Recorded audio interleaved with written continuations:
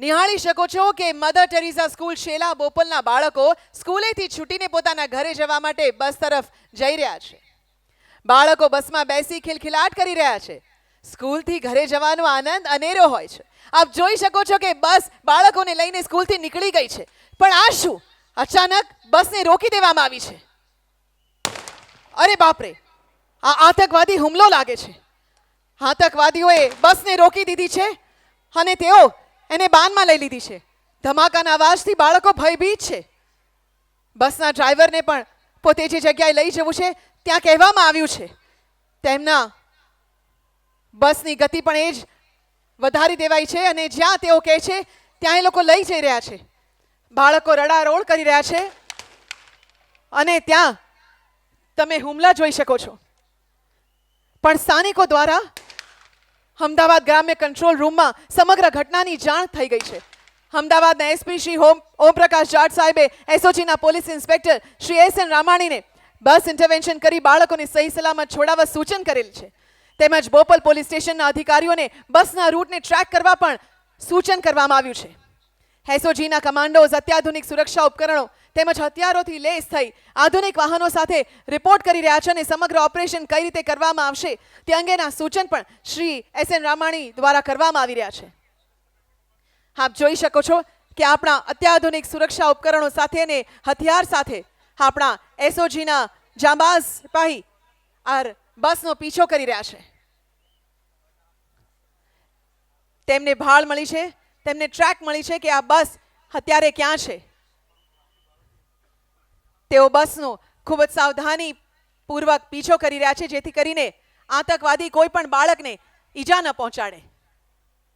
અત્યારે સમગ્ર શહેરમાં અને પરિવારજનોમાં ટેન્શનનું માહોલ છે.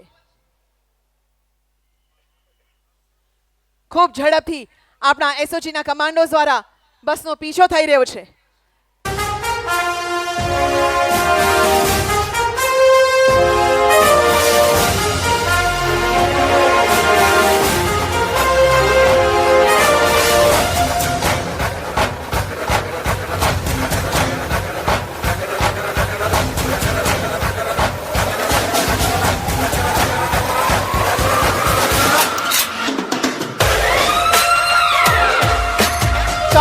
ચોક્કસપણે બસને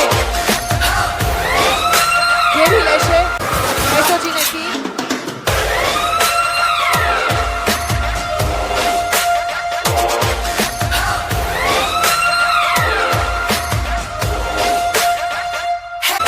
અને હવે બસને ઘેરી લેવાઈ છે.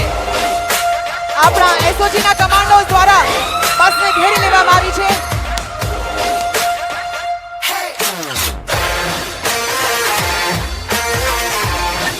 બારીઓના ભાગથી ઉપર પણ પ્રવેશ કરી દીધા છે. આતંકવાદીઓને પકડી પાડવામાં આવ્યા છે. બાળકોને સાંત્વના અપાઈ રહી છે.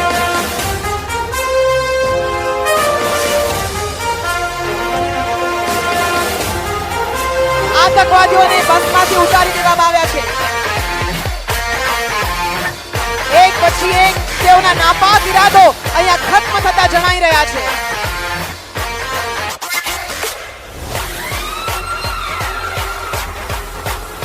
હવે બસમાંથી બાળકોને સહી સલામત ઉતારવામાં આવી રહ્યા છે.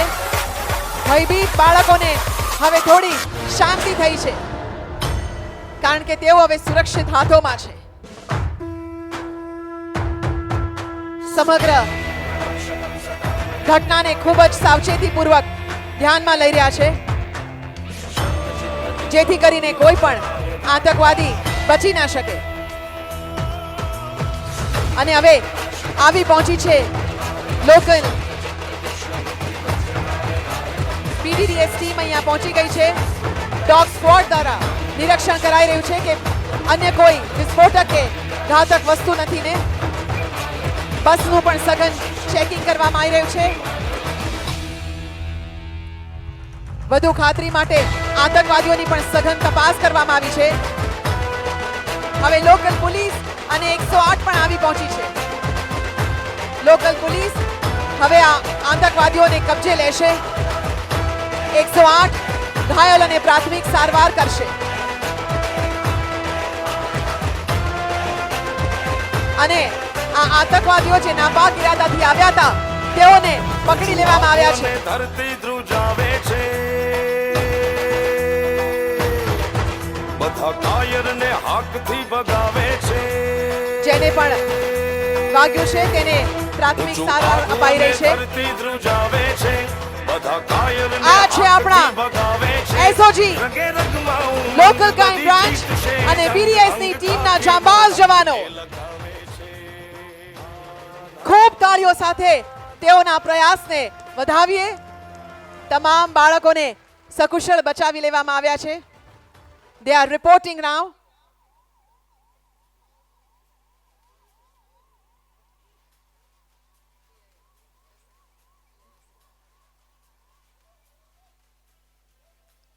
ખૂબ આભાર માનીએ છીએ પીએસ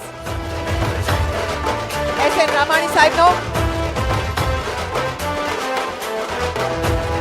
આંખ એની જો દૂરથી ફરે,